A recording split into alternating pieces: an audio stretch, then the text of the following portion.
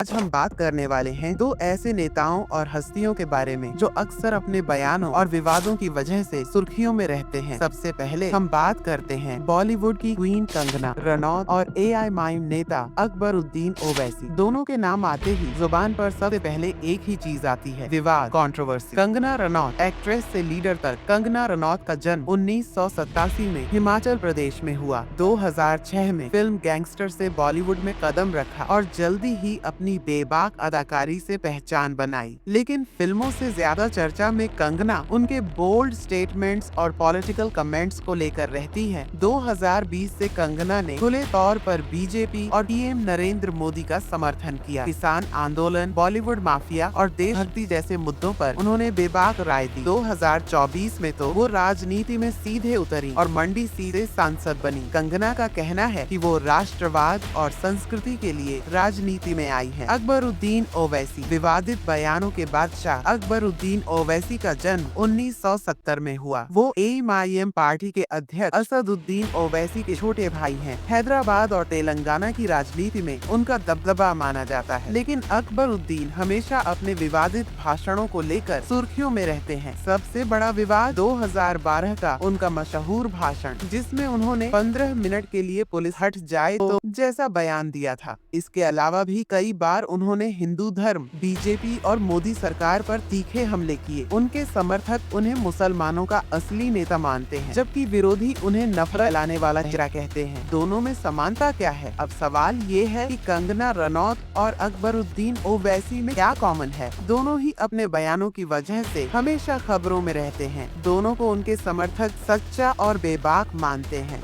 दोनों के विरोधी उन्हें विवादित और भड़काऊ करार देते हैं। दोनों की पहचान राजनीति में हार्ड लाइनर के रूप में बनी है। विवाद और राजनीति। कंगना रनौत अक्सर ओवैसी जैसे नेताओं पर अप्रत्यक्ष हमला करती रही हैं। वहीं ओवैसी का कहना है कि बीजेपी और उनके नेता मुस्लिम विरोधी राजनीति करते हैं। कंगना राष्ट्रवाद और सनातन धर्म की बात करती है। ओवैसी मुसलमानों के हक और अल्पसंख्यक अधिकारों की लड़ाई की बात करते हैं। यानी एक तरफ राष्ट्रवाद की राजनीति और दूसरी तरफ मुस्लिम पहचान की राजनीति। दोस्तों, कंगना रनौत और अकबरुद्दीन ओवैसी दोनों अपने अपने विचारों और बयानबाजी की वजह से आज भारतीय राजनीति के सबसे चर्चित चेहरे बन चुके हैं। अब असली सवाल आपसे, आपको क्या लगता है? कंगना की राष्ट्रवादी राजनीति देश को मजबूत बनाएगी या ओवैसी की अल्पसंख्यक राजनीति और भी विभाजन खड़ा करेगी? कमेंट सेक्शन में अपनी राय जरूर लिखें।